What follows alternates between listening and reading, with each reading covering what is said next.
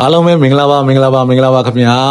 ကျွန်တော်တို့စီးတီးဘက်ရန်ကုန်အင်ချမ်းမြေကျိုးဆောင်ကုမ္ပဏီမှာပြန်လည်ကြိုဆိုလိုက်ပါတယ်ခင်ဗျာကျွန်တော်တို့ဒီနေ့ကဘာကြီးဖျားလမ်းမမေးတင်ပေါ့နော်အငှားလေးတစ်လုံးနဲ့အငှားလေးတစ်ခန်းနဲ့ကျွန်တော်တို့မိတ်ဆက်ပေးခြင်းပါတယ်ခင်ဗျာအခန်းရဲ့ဒီနေရာလေးကတော့ကျွန်တော်တို့ကဘာကြီးဖျားလမ်းမမေးတင်ဖြစ်ပါတယ်ချော်ရင်းကုန်းမီးပွိုင်းနဲ့အမတ်တမ်းမှနီးပါတယ်ခင်ဗျာသူကတော့ဟောင်ကောင်တိုက်အမျိုးအစားလေးဖြစ်ပါတယ်ပထမတက်နှစ်လော်ပါဗျာ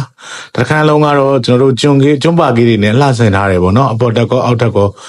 ရေချိုးကန်းအိမ်သားတွေပါပါတယ်အဲကွန်းကတော့ကျွန်တော်တို့ AC အနေနဲ့ window တိုက်လေး၃လုံးပါပါတယ်ခင်ဗျအောက်ထပ်ရဲ့ပြင်စင်လေးကတော့ကျွန်တော်တို့ hot တိုက်ဖြစ်ပါတယ်အပေါ်တက်ကတော့ကျွန်တော်တို့ master bedroom တစ်ခန်း double room တစ်ခန်း single room တစ်ခန်းပါရှိပါတယ်ခင်ဗျာ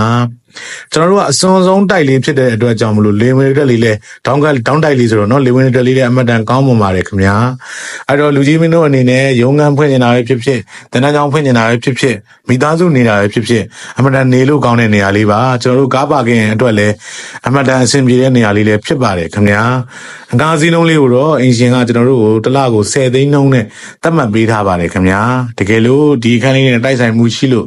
လူချင်းတို့ရဲ့လိုအပ်ချက်နဲ့ကိုင်းညီမှုရှိခဲ့တယ်ဆိုလို့ရှိရင်ကျွန်တော်တို့စီးရီးဘက်ရန်ကုန်အင်ချမ်းမြေကျိုးဆောင်ကုမ္ပဏီကိုဆက်သွယ်ပေးလို့ရပါတယ်ခင်ဗျာဆုတင်ပါတယ်ခင်ဗျာ